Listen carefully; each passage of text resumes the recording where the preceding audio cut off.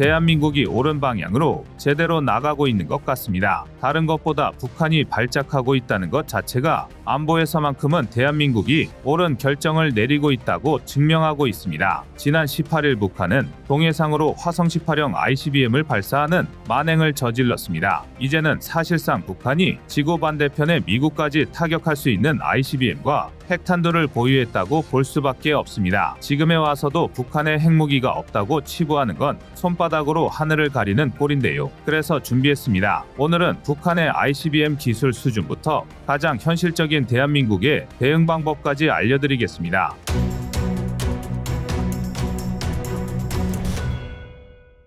지난 4월과 7월 그리고 이번 12월까지 북한이 화성 18형 ICBM을 발사한 건 벌써 세 번째입니다. 특히 이번엔 최대 정점 고도 6518.2km까지 상승하며 73분 35초간 12.3km를 비행, 동해상 목표 수역에 정확히 탄착하기까지 했는데요. 북한이 이번에 발사를 시험 발사가 아닌 발사 훈련이라 표현한 점, 발사 이유가 지난 15일 한미 핵협의 그룹이 북한의 도발에 대응해 핵작전 연습을 수행하기로 합의한 데 있다는 점 등을 미루어 짐작했을 때 북한의 ICBM은 이제 가장 중요한 3단계를 눈앞에 두고 있는 것으로 추정됩니다. 바로 대기권 재진입 기술입니다. ICBM, 다시 말해 대륙간 탄도미사일은 그야말로 현대기술의 집약체나 다름없습니다. 기본적으로 다단계 로켓, 클러스터링, 그리고 장거리 비행 기술에 이어 최소 5,500km를 비행하는 동안 자세 제어, 정밀 유도 조종 기술, 대기권 재진입 등을 수행해야 합니다. 특히 ICBM의 재진입체, 통칭 PBV는 핵탄두와 기폭 장치가 들어있는 원뿔 모양의 탄두부로서 ICBM의 가장 핵심적인 부분입니다. 보통 ICBM의 맨 상층부인 탄두부에 장착되는데요. 일단 지상에서 발사된 탄도미사일이 대기권 밖으로 나갔다가 다시 들어올 때 발생하는 엄청난 열과 충격으로부터 탄두를 보호하는 역할을 맡습니다. 만약 PBV가 어설프게 제 임무를 다하지 못한다면 ICBM의 탄두, 다시 말해 핵이든 재래식 포격이든 탄착 지점에 도착하기도 전에 탄두가 폭발해버릴 확률이 높습니다. 이게 왜 전략적으로 최악의 상황인지 두말할 것도 없는데요. ICBM은 대량살 상무기의 대표격인 무기체계입니다. 만에 하나 핵탄두가 아닌 재래식 탄두라 하더라도 동맹 관계까지 위태롭게 만들 수 있는 극단적인 최후의 방법인데요. 하물며 북한의 경우 공격을 위해 ICBM을 발사하는 그 즉시 대한민국과 미국, 일본의 총공격을 받게 됩니다. 아무리 잘해봐야 동기어진 이상의 효과를 낼 수 없는 최악의 수인데요. 그런데 PBV가 탄두를 보호하지 못한다면 탄두가 공중에서 폭발하는 바람에 목표물에 별다른 피해도 주지 못한 채 전 세계 모든 나라의 공적이 되는 꼴입니다. 문제는 이 PBV 기술을 확보하는 게 쉬운 일이 아니라는 것입니다. 그도 그럴 게 ICBM의 PBV는 우주 궤도까지 상승했다가 음속의 20에서 30배가 넘는 속도로 다시 대기권에 진입합니다. 이 과정에서 PBV의 외부 온도는 최고 섭씨 8000도까지 급상승하는데요. 강철에 녹는 점이 대략 1538도고 텅스텐에 녹는 점도 고작 3240도에 불과합니다. 이뿐만이 아니라 PBV는 대기층의 마찰로 인한 엄청난 외력도 버텨내야 합니다. 따라서 ICBM의 가장 핵심 기술은 PBV가 이런 극한 환경을 극복하고 탄두를 목표 지점까지 도달하게 만드는 기술이라고 할 수 있습니다. 물론 단순히 PBV 기술만 완성했다고 끝이 아닙니다. 미사일 기술이 발달한 만큼 방공체계의 수준이 상당히 높아졌기 때문인데요. 그래도 만약 북한이 이 PBV와 아울러 개별 유도 다탄두 재진입체, 일명 미르브 기술을 확보하는 데까지 성공했다면 미사일 요격이 굉장히 어려워집니다. 사실 다탄두 미사일은 최신 기술은 아닙니다. 미국과 옛 소련이 냉전기였던 1960년대부터 개발을 시작했는데요. 최초의 다탄두 미사일은 미국이 1964년에 실전 배치한 폴라리스 A3 미사일입니다. 미르브 기술의 전신인 다탄두 비행체 MRV 방식인 이 미사일은 200킬로톤 위력의 소형 핵탄두 3개를 실을 수 있도록 개발되었는데요. 1킬로톤은 약 TNT 1000톤과 맞먹는 위력으로 히로시마에 투하된 원자폭탄 리틀보이가 약 16킬로톤 수준입니다. 즉 폴라리스 A3는 단 한 발로 리틀보이의 12.5배에 달하는 핵폭발을 동시에 3곳에서 일으킬 수 있는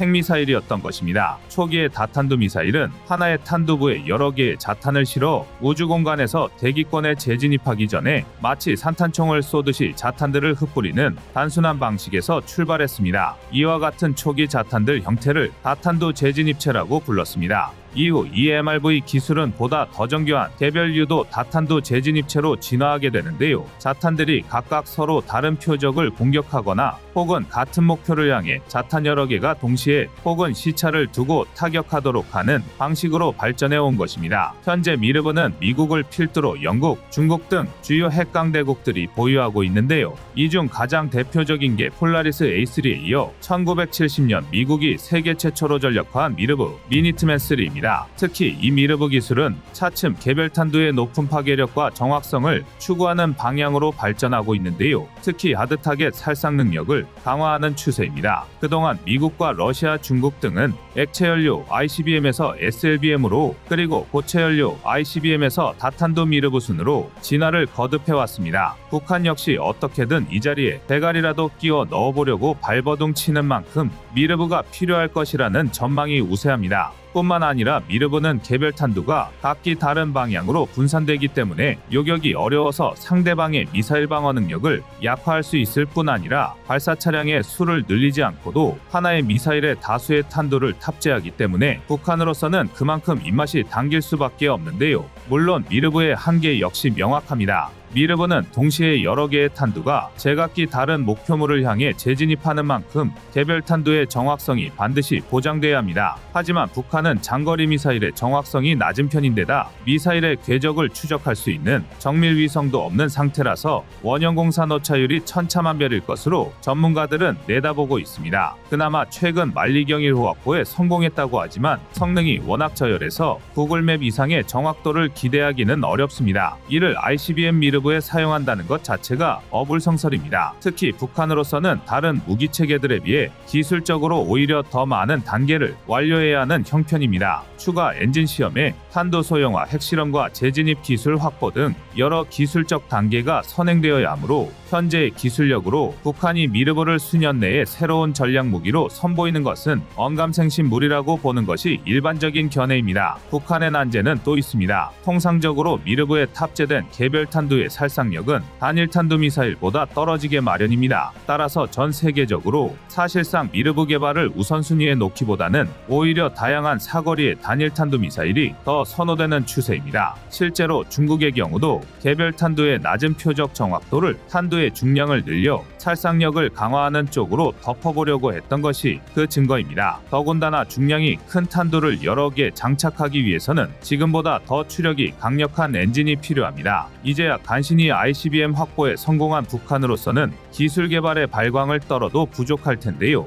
물론 아무리 그렇다고 해도 우리로서는 무조건 얕잡아보고 방심할 수는 없습니다. 게다가 북한이 개발에 성공해서 이 같은 다탄두 ICBM이 대기권 재진입 직전에 자탄들이 분리된다고 가정한다면 현재 미사일 요격 체계로는 감당하기 어렵습니다. ICBM이 외기권에서 날아오는 중간 단계에서 요격하는 방법도 있긴 하지만 성공률이 낮아 장담할 수 없는 실정입니다. 따라서 가장 좋은 방법은 발사 징후가 분명하고 실행이 임박한 순간 그 직전에 발사 장치 등을 무력화하든가 아니면 미사일 자체를 파괴하는 선제 타격이 필수적입니다. 뿐만 아니라 만약 미국 본토가 ICBM으로 위협을 받는 상황이 발생한다면 유사시에 미국이 한반도에 군사를 파병하거나 해구산을 제공하는 등의 공약이 지켜지지 않을 확률이 높아질 수밖에 없습니다. 결과적으로 ICBM은 그 지나친 사거리 때문에 한반도에 사용될 확률은 지극히 낮지만 반대로 그렇기에 대한민국 안보에 즉각적인 위협입니다. 북한은 2030년까지 최소 300기 이상의 핵무기를 보유하는 것으로 계획을 세우고 있습니다. 이것이 절대 허세가 아닌 게 첩보 정보에 따르면 이미 현재 보유한 핵무기만 180에서 220기에 육박할 것으로 추정됩니다. 특히 아산정책연구원과 미국 싱크탱크 랜드연구소가 최근 발표한 공동보고서에는